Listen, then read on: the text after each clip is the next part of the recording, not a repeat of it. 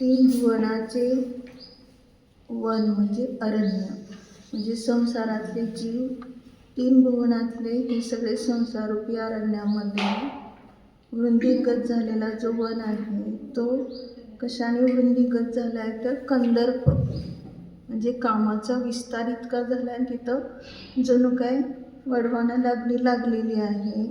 मग त्या ठिकाणी त्या वनात पेटलेला गेलेला मदन प्रतापरूप वनमाळ आहे. मग त्याला सदुपदेश रूपी जलवृष्टी करून तशा प्रकाराने त्याला शमवतो.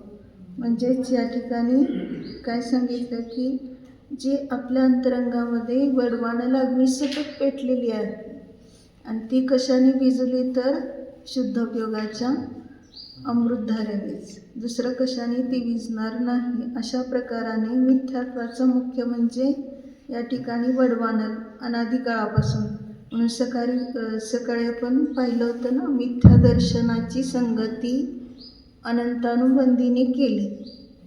अनंत म्हणजे मिथ्यात्व अनंत आहे, कारण अनादी काळापासून आहे, ते अनंत काळपर्यंत राहिलेलं आहे आणि म्हणून त्याला पण नाव काय आलं, ज्याने संगती केली अशा त्याला अनंत अनुबंधी असं नाव आलं.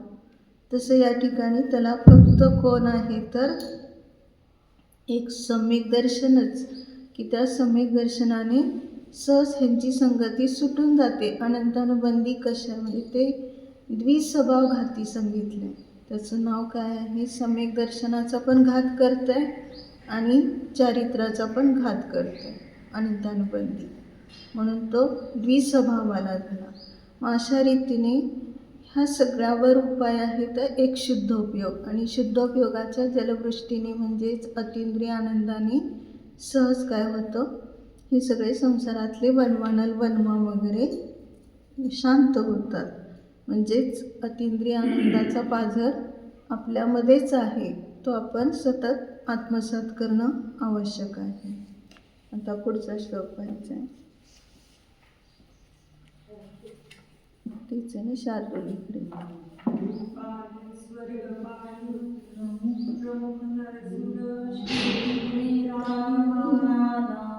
लीला चैतस्य चैत्यालयमखिल जगज्जकौमुदीन्दोर्जिनस्य उत्तंसीभूतसेवाञ्जलिपुटनलिनी कुण्मलश्रीपरित्य श्रीपादच्छाययापस्थितवदतु संश्रितोऽस्मीव मुक्तिम्. श्रद्धरा सिद्ध भक्तीची चालेल. परत म्हणा सिद्ध भक्तीची चालेल. प्रमुखनरसुरश्रेणीनेत्राणि माला लीला चैतस्य चैत्यालयमखिल जगत्कौमुदीन्दोर्जिनस्य उत्तंसीभूतसेवाञ्जलिपुटनलिनी कुण्मलश्रीपरित्य श्रीपादच्छाययापस्थितवदतु संश्रितोऽस्मीव मुक्तिम्.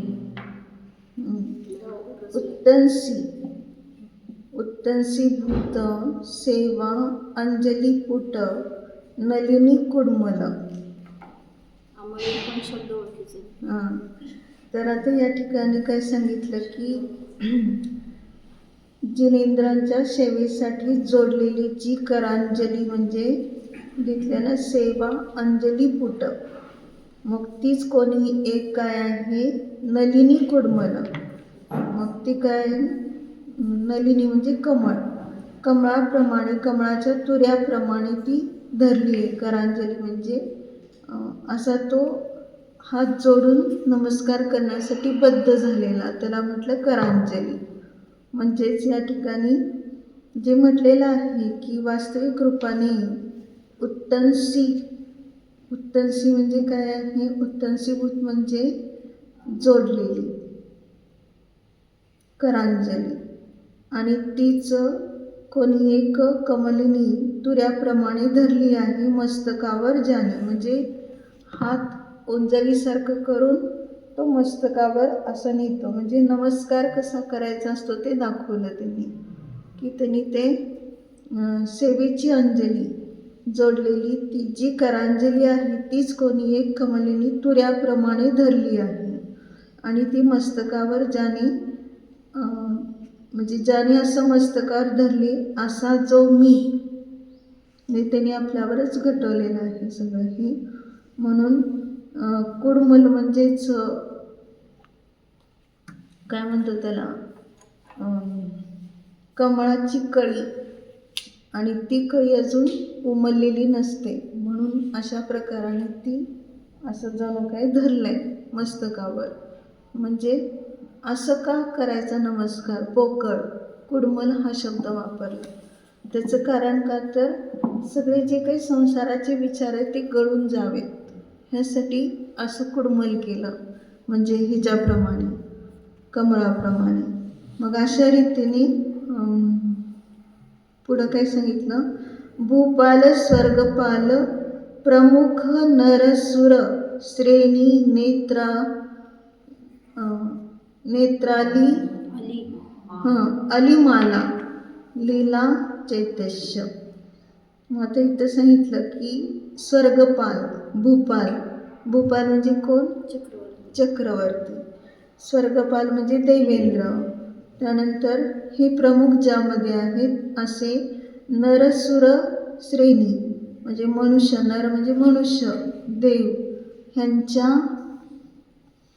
यांच्या पंक्तीमध्ये बद्ध ज्या नेत्ररूपी भ्रमरांच्या म्हणजे भुंग्यांच्या माळा.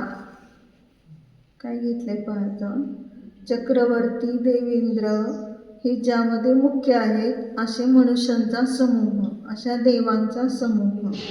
तर यांचे जे पंक्तीबद्ध असलेले ज्या नेत्ररूपी भ्रमरांच्या माळा, मतलब डोळे काळे असतात आणि ते असे पंक्तीने नमस्कार करण्यासाठी उभे आहेत. आणि त्यावेळेस ते मनुष्य आणि देवेंद्र त्यांच्या पाठोपाठ हे सगळं त्यांचा समूह आहे त्या जीवांचा. आणि मग ते असे नमस्कार करताना जे त्यांचे डोळे आहेत ते जणू काय सगळ्या पंक्तीमध्ये असे वाटतात की त्या भुंग्यांच्या माळाच आहेत की काय असं वाटतं. तर त्यांच्या लीलेस्तव जो चैत्यवृक्ष विशेष आहे ज्याचा, म्हणजे त्यांची नमस्कार करताना जी लीला आहे तर ती चैत्यवृक्षच विशेष आहे ज्याचं, म्हणजे त्यामध्ये चैत्यवृक्ष विशेष आहे. म्हणजे काय घेतलं,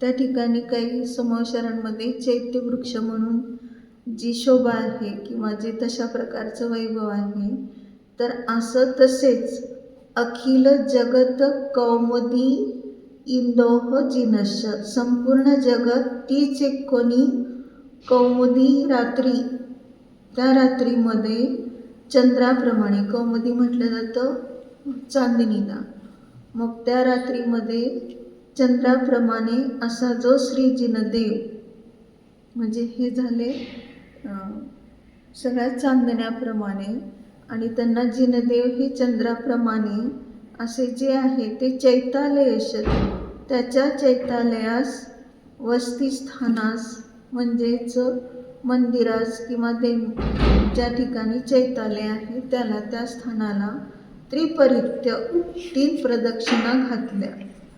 आणि श्रीपाद छायया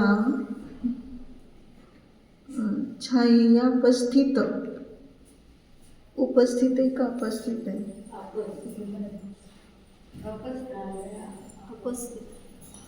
छायया उपस्थित दूर हो गया है संसार का संताप जिसका ऐसा छायया उपस्थित भवत वतुः मुक्तिम इव संसृतः अस्मि.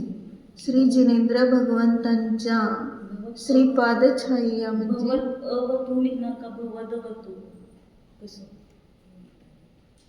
कुठं भवत तेच ना अपस्थित भवत वधू आहे ना हां भवत अवतू ना अवतू म्हणजे वधू म्हणजे मुक्तीही इव काय घेतलं आम्हा दवथू होऊ शकतो.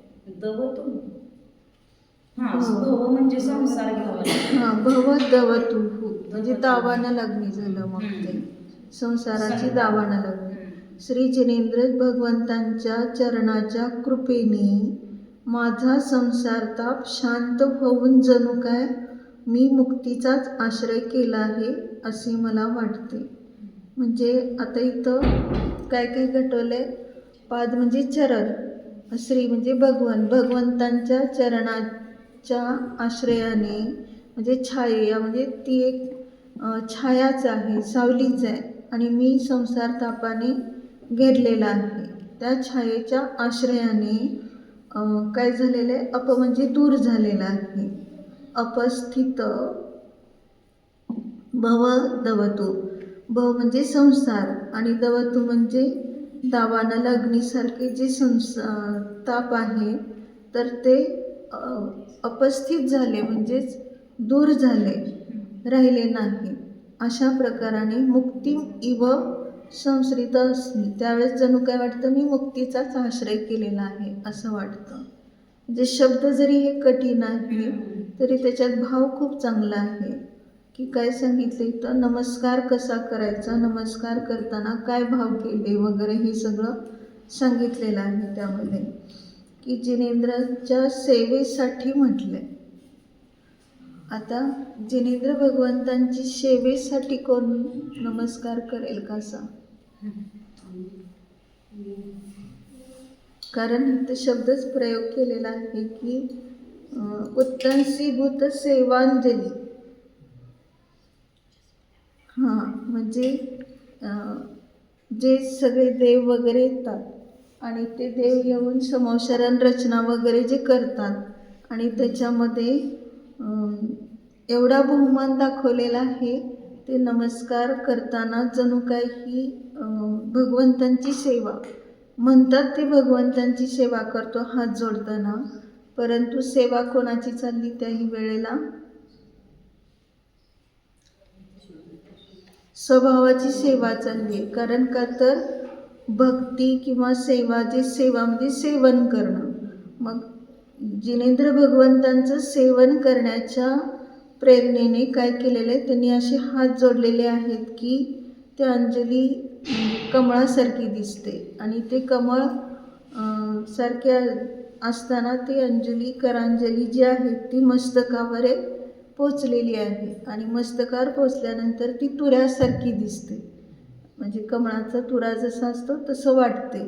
मग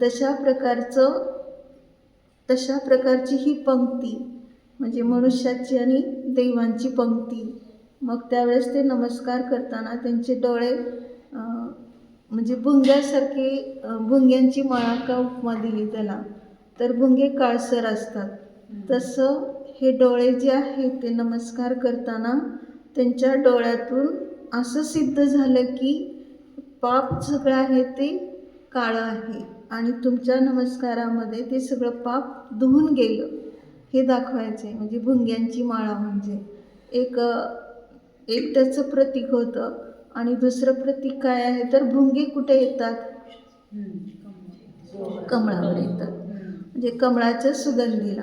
मग तसे या ठिकाणी हात जोडले ते कमळासारखे झाले. मग त्यावेळेस सगळं संसार ताप वगैरे त्याच्यातून नष्ट होते खाली गळून चाललंय आणि मग त्यावेळेस त्या ठिकाणी त्याची सुगंधी म्हणजे कशाची सुगंधी आहे इथं कमळाची जी सुगंधी म्हणतो त्याला भुंगे येतात.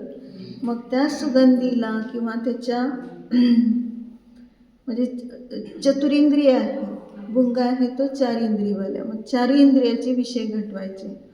म्हणजे भुंगा स्पर्शासाठी पण येतो कारण त्याला कोमल स्पर्श कमळाचा आवडतो.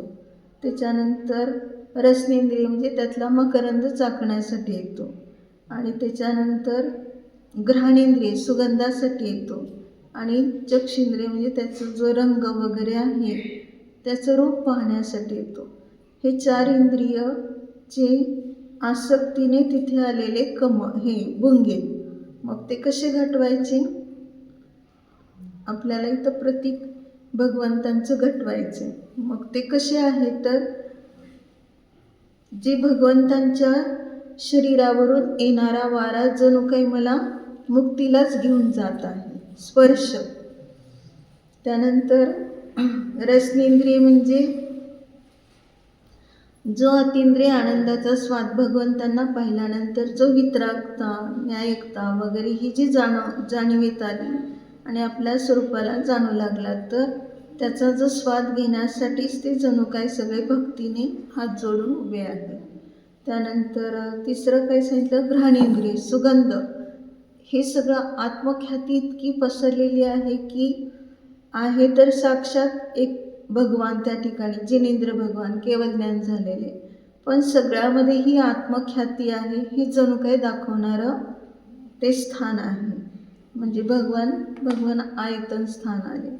आणि हे घ्राणेंद्रियाच्या अपेक्षेने घेतलं. आणि चक्षुंद्रियाच्या अपेक्षेने भगवंतांचं रूप कसं आहे? कसं आहे भगवंतांचं रूप? डोळे पाहिले तर निष्काम स्वरूप आहेत, नेत्र कटाक्ष वगैरे टाकत नाही. त्यानंतर त्यांचे हात असे लटकलेले आहेत, म्हणजे कृतकृत्य झालेले आहेत, काही करण्यासारखं राहिलेलं नाही.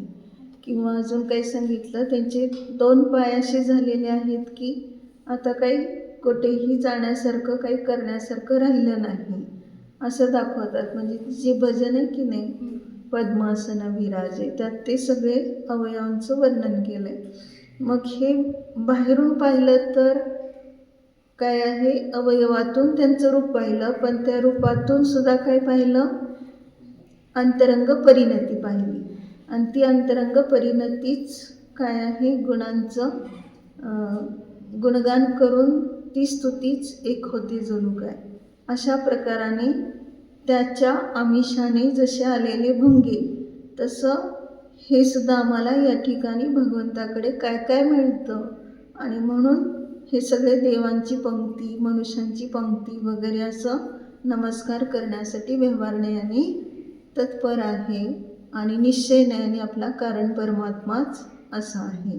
म्हणजे आपल्या स्वरूपात पाहिलं तर बाहेर काही सुद्धा नाही, कारण सगळं दावानं लग्नी पेटली आतच, आणि त्याला विझवणारा पण उपाय आतच. म्हणून या ठिकाणी संसारताप ज्या कारणाने झाला त्या कारणाने रहित असा तो फक्त शुद्ध स्वरूपाला जाणून अतींद्रिय आनंदाला प्राप्त होतो.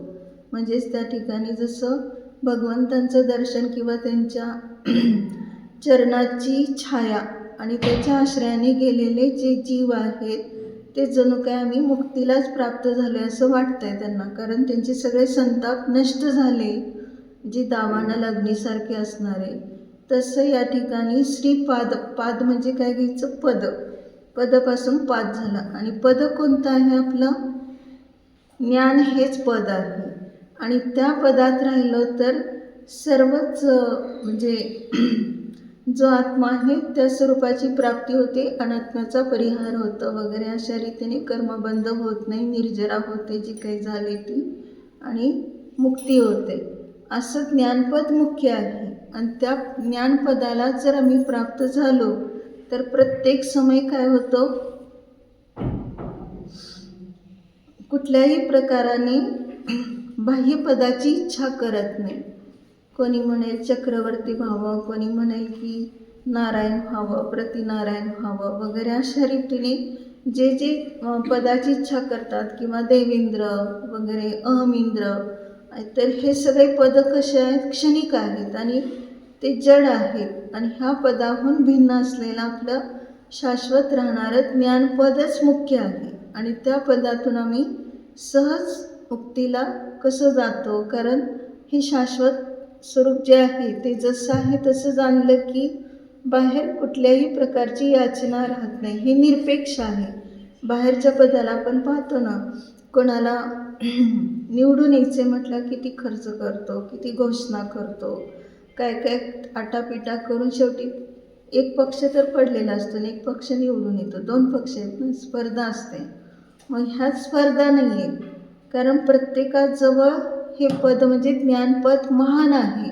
आणि ह्या ज्ञानपदाकडे जर आम्ही पाहिलं तर आपल्याला इतकी स्वतंत्रता जाणीवीत येईल की तीच एक मोठी आपल्याला आश्रय देणारी आहे. आणि ते आश्रय अशी आहे की अनंत काळपर्यंत कुठल्याही परतंत्रतेमध्ये राहणार नाही, अशा प्रकारची ही व्यवस्था सहज आहे. म्हणून प्रत्येक ठिकाणी आम्हाला विचार कोणता करायचा आहे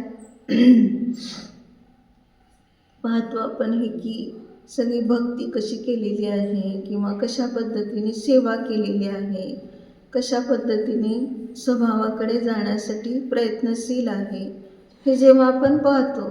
पण ह्या सगळ्याच्या माध्यमातून एकच आहे की जिनेंद्र भगवंताशिवाय अन्य कोणताही देव जगामध्ये नाही. वितराग भगवानच जितकं प्रत्येक श्लोकातून हे बिंबवले हे जिनराज. आणि फक्त स्तुतीच्या स्तोत्रामध्येच नसते, तर जे जे कुंदकुंदाचार्यांनी केलेले पंचरत्न म्हणतो ज्याला आपण, त्या प्रत्येकामध्ये जिनेंद्र भगवंतांनी असं सांगितलं आहे. जिनेंद्र भगवंतांनी असं सांगितलं आहे. का बरे असं सांगितलं? म्हणजे जिनेंद्र भगवान हे प्रमाण आहे. कारण का तर कसल्याही प्रकाराने त्रिकाला बाधित त्यांची जी वाणी आहे ती कोणत्याही अन्य प्रमाणाने ते खंडित होत नाही. कोणीही त्याला बाधा देऊ शकत नाही. मग का देऊ शकत नाही? तर वस्तूमध्ये जसं आहे तसंच सांगितलं आहे, वेगळं काही सांगितलं नाही. आता या ठिकाणी क्षयक्षमवाला जो असतो तर कदाचित आगमाच्या बाह्य जर वर्णन केलं तर तो सुद्धा काय होतो? खंडित होतो. मग हे कोण आपण पाहतो आता, जे खंडन मंडन जिथं चाललेलं असतं, मग त्यांना आचार्य ज्यांना जे करेक्ट ज्ञान झालेलं आहे प्रमाणभूत, मग ते बरोबर त्याला कसं काय करतात की हे योग्य नाही. आता ह्याच्यातच पाहिलं ना आपण काय प्रमेय कमल मार्तंडमध्ये, तर किती अगदी एका वाक्यात संक्षिप्त सांगतात. हिताची प्राप्ती, अहिताचा परिहार करण्यास समर्थ जे ज्ञान आहे ते ज्ञानच प्रमाण आहे. किती एका वाक्यातच एवढं सगळं संपूर्ण सार आला. आता जे सांगितलं ना, आज संसाराची बहुताप वगैरे झालेला आहे, ती दावाना लागल्यासारखं पेटलं आहे. पण भगवंतांच्या चरणाच्या सावलीत गेलं की ते सगळं संपलं, राहिलंच नाही. ते ताप राहिले नाही. हे व्यवहाराने भगवंतांना बहुमान दिला आणि निश्चयाने आपल्याला कळलं की माझा स्वभाव देखील असाच आहे, असं समजून तो आपल्याच आश्रयाने राहिला तर त्याला सहजपणे काय होत आहे? अतींद्रिय आनंद प्राप्त होत आहे. मग तसं इथं जे सांगितलं की हिताची प्राप्ती म्हणजे काय? सुख आणि त्याचं साधन. हितचा अर्थ सांगितला. काय सांगितलं हितचा अर्थ? सुख आणि सुखाचं साधन म्हणजे उपाय, एवढं थोडक्यात सांगितलं. आणि त्याची प्राप्ती. आणि तसंच काय सांगितलं? अहित म्हणजे दुःख आणि दुःखाचा उपाय जो आहे त्याचा परिहार केला. म्हणजे थोडक्यात एवढं सगळं समजलं की संसारच संपला. तो एवढं तो स्वस्वरूपाला प्राप्त होऊन आनंद भोगू लागतो. मग त्याच्यात सांगितलं काय? हे ज्ञानाने फक्त दाखवून देण्याचं काम केलं. हे पण किती सुंदर शब्दप्रयोग केलेला आहे.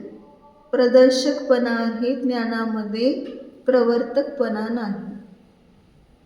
मग प्रदर्शक आणि प्रवर्तकमध्ये काय फरक झाला? कोणी म्हणेल की समजले ना आता, चला लगेच त्यात प्रवृत्ती करा. मग आता आम्हाला 13व्या गुणस्थानाचं 14व्या गुणस्थानाचं सगळं स्वरूप समजलं, ज्ञान झालं, लगेच आम्ही 13व्या गुणात जायला पाहिजे, लगेच 14वं गुणस्थान व्हायला पाहिजे, प्रवर्तक. पण इथं सांगितलं प्रमाण कोण आहे? ज्ञान जे दाखवून देत आहे तेच प्रमाण आहे. वस्तूला फक्त दाखवून देण्याचं काम आहे, पण प्रवृत्त करण्याचं काम नाही त्याचं. म्हणून याच्यातनं किती मोठा आपल्याला बोध मिळते. कारण आता पाहतो आपण व्यवहारामध्ये सुद्धा मुलांना आपण सांगतो, आता तुला हे मी सांगितलंय, आता असंच करायचं.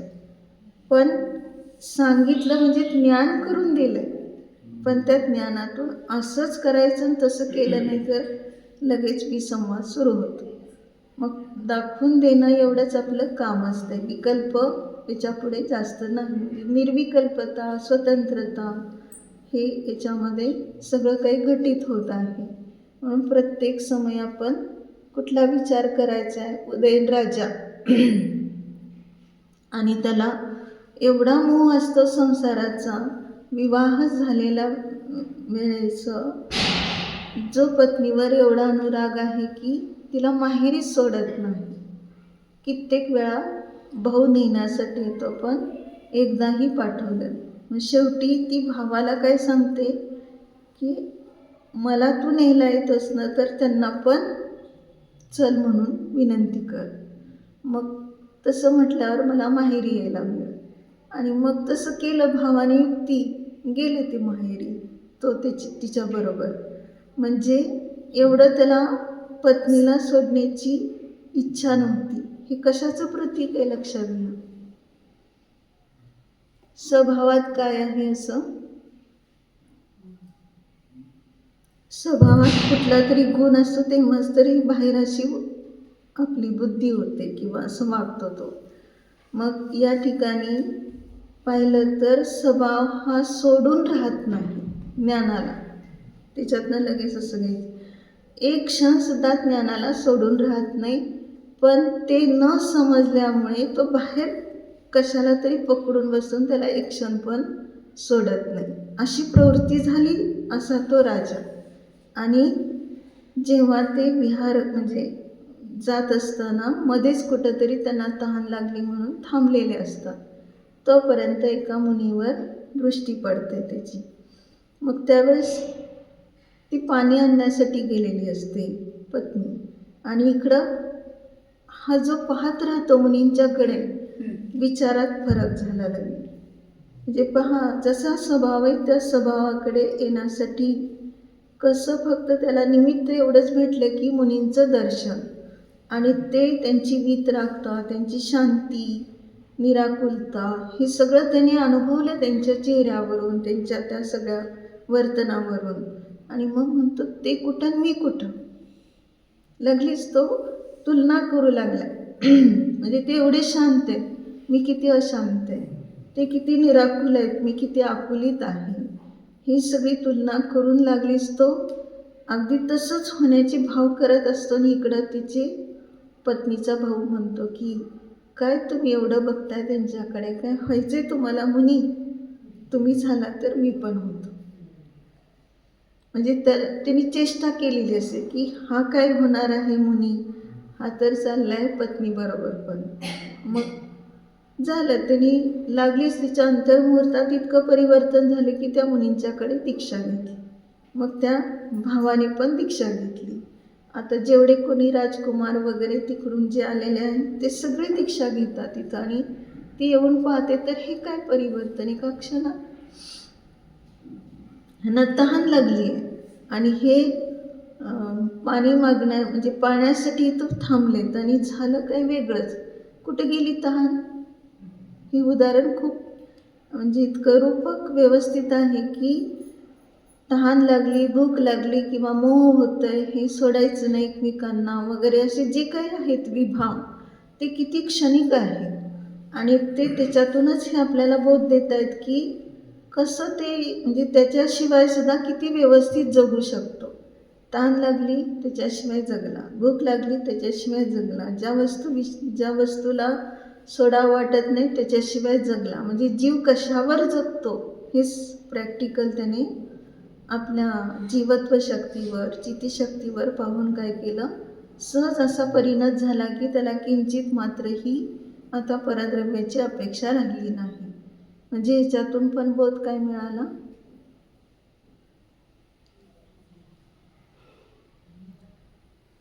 विचार बदलत असतात. द्रव्यत्व गुण सांगितला ना सामान्य, आणि मग तो सांगतो की परिवर्तनशीलता ही सतत समयाला चालली, पण द्रव्य तेच आहे.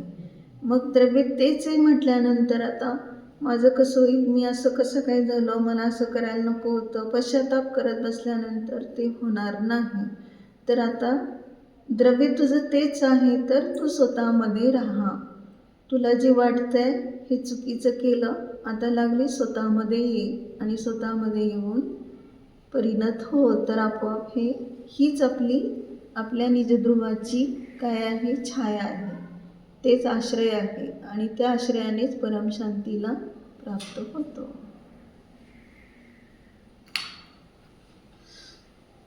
जिनसेवेसाठी जोडलेली जी करांजली, तीच कोणी एक कमलिनी तुऱ्याप्रमाणे धरली आहे मस्तकावर, ज्याने असा जो मी, त्याने चक्रवर्ती, देवेंद्र, प्रमुख आदी मनुष्य, देव यांच्या पंक्तिबद्ध ज्या नेत्ररूपी भ्रमरांच्या माळा, त्यांच्या लीलेस्तव जो चैत्यवृक्ष विशेष आहे ज्याचा, तसेच संपूर्ण जगत तीच एक कोणी कौमुदी, रात्री त्या रात्रीमध्ये चंद्राप्रमाणे असा जो श्री जिनदेव, त्याच्या चैत्यालयास, वस्तिकास्थानास म्हणजे जिन मंदिरास किंवा देवळास 3 प्रदक्षिणा घातल्या व श्री जिनेंद्राच्या चरणकृपेने माझा संसार ताप शांत होऊन जणू काय मी मुक्तीचाच आश्रय केला आहे असे मला वाटते.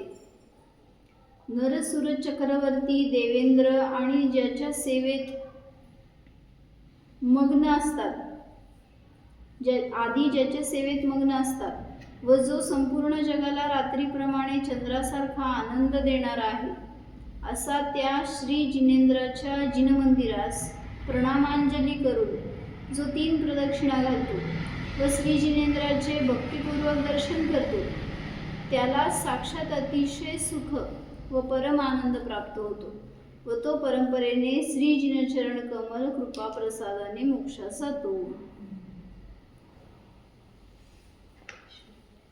भूपाल स्वर्गपाल प्रमुख नरसुर श्रेणी माला लीला चैतस्य चैत्यालय